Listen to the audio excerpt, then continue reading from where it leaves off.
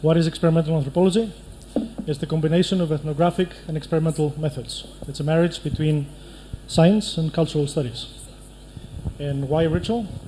Well, ritual is a human universal. Is there anybody here in this audience that hasn't ever performed a ritual?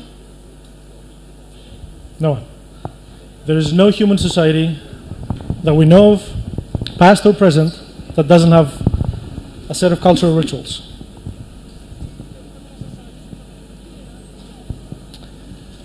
And despite its universality, ritual is hard to explain. It begs explanation. Why is that? Well, because we don't really always know what it's for. Ritual involves huge investments of time, material resources, but it doesn't have any immediately obvious benefits. So that poses an evolutionary puzzle. And some rituals, like this one, can be a whole other level.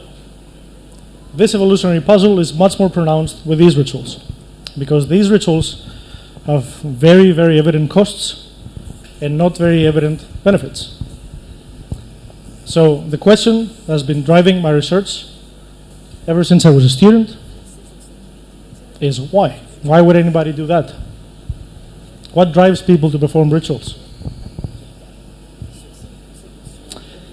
Trying to answer this question, I've been conducting fieldwork in various places, including Southern Europe. This is a picture from the Greek firewalking rituals of the Anastonaria, where I did my doctoral research. And from then, I moved to Spain, where people perform the biggest firewalking ritual in Europe at a small village called San Pedro Manrique. Some of those rituals are religious, some of them are not, they're secular. Despite that, people hold them equally sacred for their personal and collective identity. And they also point to some social functions of those rituals. So as an anthropologist, and as every anthropologist pretty much who has worked on collective rituals knows, when you ask people why they perform those rituals, you get some spontaneous quotes like these. When you go up there to perform the ritual, everybody becomes your brother. Even if you weren't getting along with that person, you've been through this experience together, you have bonded. Anthropologists have known this for over a century. Famously, Emil Durkheim talked about collective effervescence, a feeling of oneness, a feeling of togetherness that permeates a group during highly arousing collective action. So my question was, how do we actually measure this feeling of collective effervescence? How do we operationalize it? We've all felt it, we've all seen it. How do we measure it? And to do that, I went to Spain. I brought a team of interdisciplinary researchers, including psychologists, anthropologists, neuroscientists, biologists. And what we did is that we measured people's heart rates during the performance of this firewalking ritual. We measured heart rates on performers, people who were walking on fire, and on spectators, people who were just watching. And we found a few interesting things. One thing that we found was that people were not very conscious of their own physiological states. They felt, or at least they remembered, feeling very calm during the firework itself. Our measurements showed that they had about 200 beats per minute. Heart attack levels. For 80% of our subjects, this passed the medically accepted maximal level of arousal. Another interesting thing that we found was that there was heart rate synchrony between those who performed the ritual and those who were watching, despite the fact that they were not moving together. They were not moving synchronously. One person is walking, the rest are sitting down, some are standing, then there's the audience who does nothing, just watching, and yet there was a very high degree of synchrony. And actually there was a social component to the synchrony. This social proximity, when we mapped the social network of the area, we asked people to tell us who were their closest friends and their relatives. We saw that the closest two people were in the social network, the higher the level of their synchronicity in their heart rates during the performance of this ritual. So we see emotional and physiological alignment during these rituals. But how does that translate into actual behavior? So again, the question remains, do these rituals bring people together? And how do we measure that? To answer that question, I came to Mauritius. Why Mauritius? Well, first of all, why not? I mean, come on, the beaches, beautiful people, hospitality. It's a great place. Above all, it's a real anthropological paradise. It is a society that by some measures has the biggest degree of diversity, religious, ethnic, linguistic diversity. And crucially for my research, it's one of the places where some of the most intense, physically demanding rituals are performed anywhere in the world. Not just here, but definitely also here. So for the last 6 years, I've been doing research in Mauritius. And I've been studying rituals like these. I assume everybody who's from here knows about the Kavadi ritual. But for those of you who don't, this is a ritual performed in many places around the world by the Tamil diaspora and many Hindus beyond Tamils. After 10 days of fasting, participants will gather at the riverbank and they will get piercings ranging from one needle through their cheek to hundreds of needles through their body, to hooks and skewers. Some of them will drag chariots with hooks attached to their skin. Some of them walk on shoes made of nails, and those who don't probably wish they did, because the alternative is walking barefooted on the midsummer tropical sun.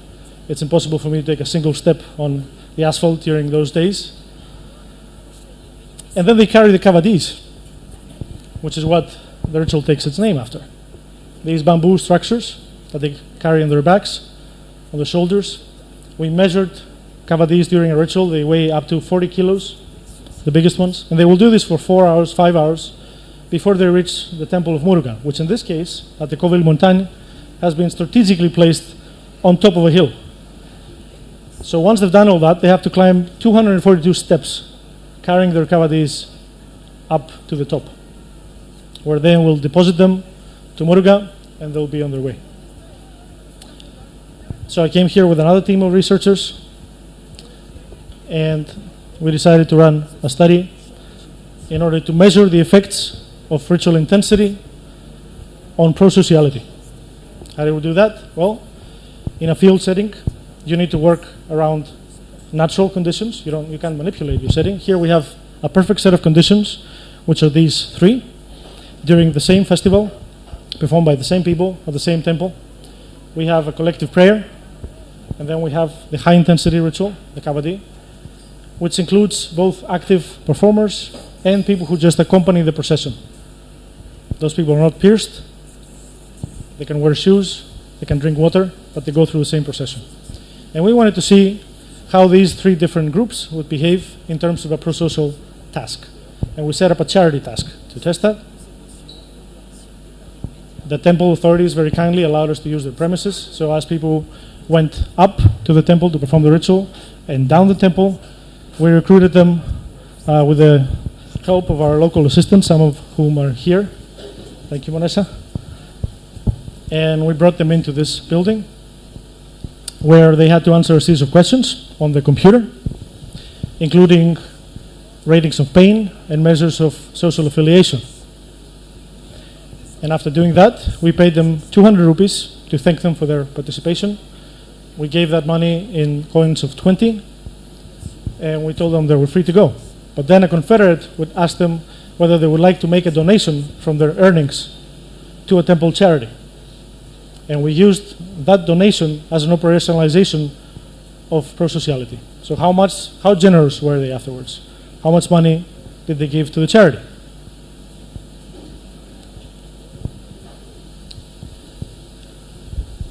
The first thing we found was that performing the high intensity ritual made people report a more inclusive identity.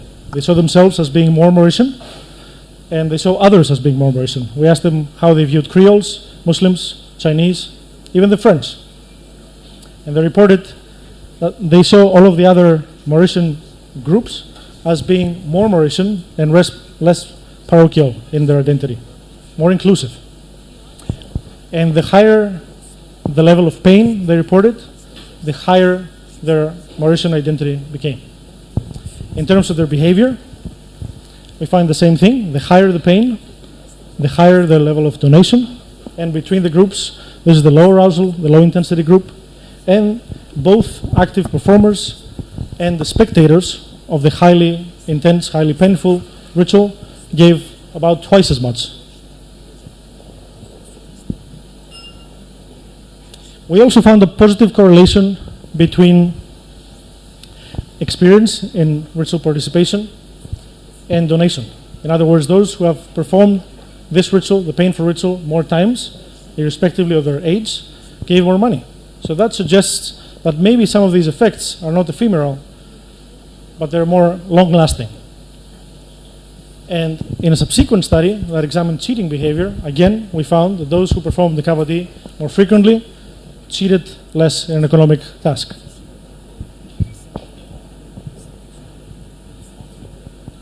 So these are some of the examples of the approach that I called experimental anthropology in the beginning.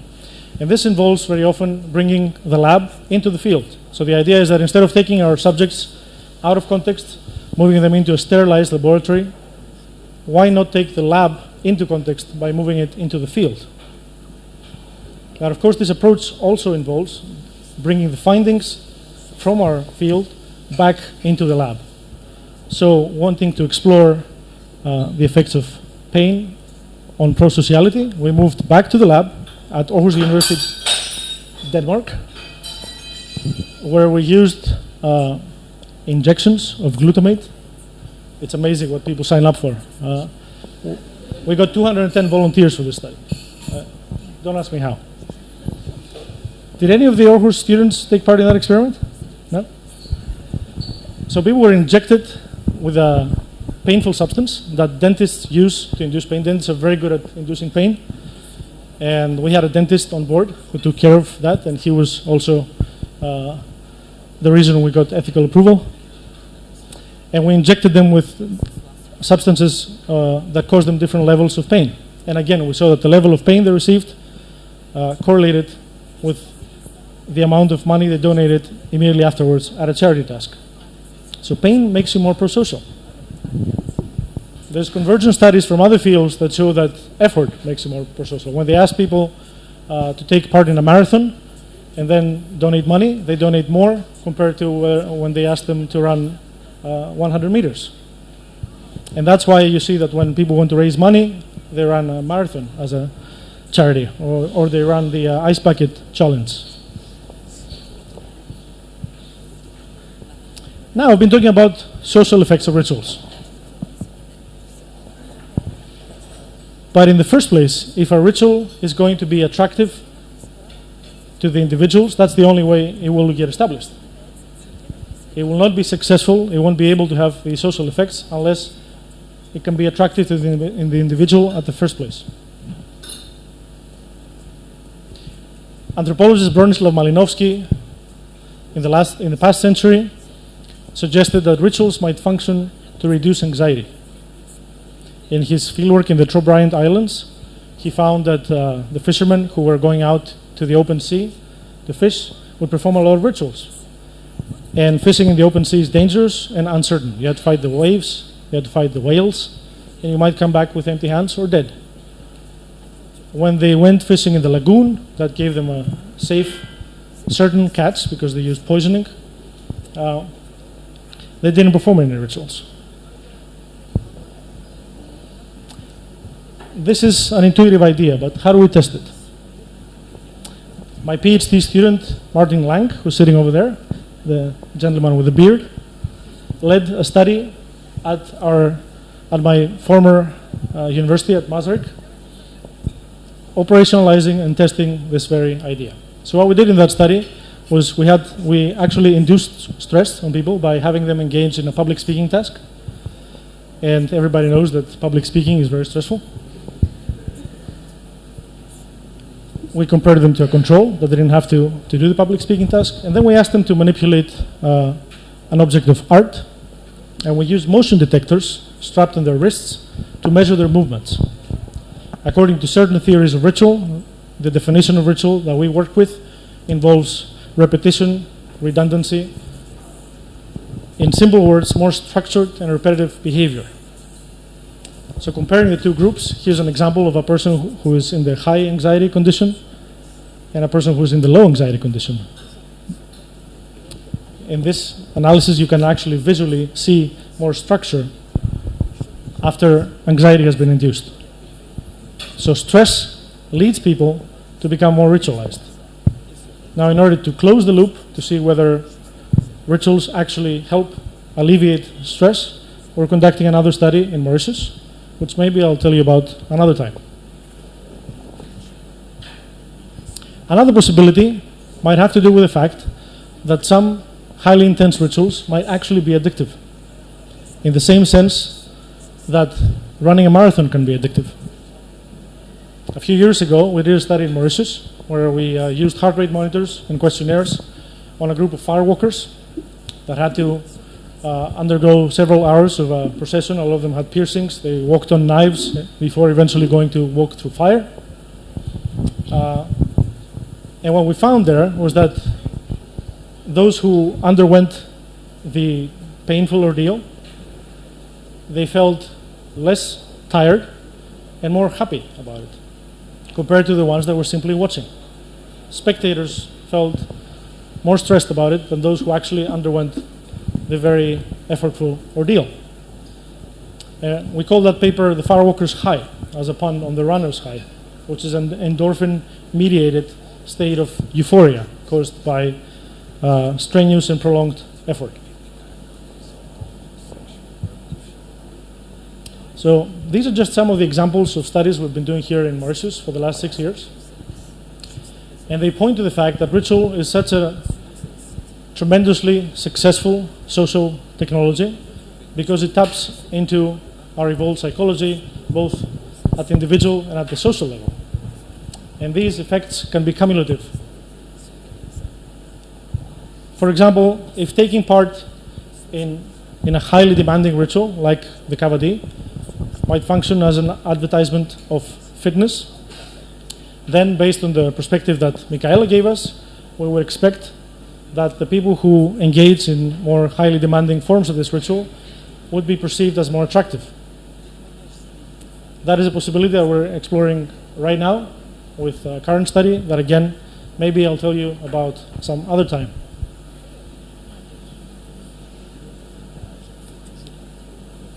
So it's this very interplay between the individual and the social level effects that makes ritual such an extremely successful social technology, which can be used for better and for worse. Today we have the Firewalking Institute in the United States, which actually sells high-intensity ritual to corporations as team-building techniques. And they also sell them to individuals as ego-boosting techniques. At the same time, you have militaries, you have fraternities that use hazing, you have militaries that use initiation rituals, you have gangs that use the same kinds of rituals to increase social cohesion. So the same techniques can be used for better and for worse. And through these effects, they have become one of the most successful cultural practices of all time. And I will leave it at this, and I will thank you very much.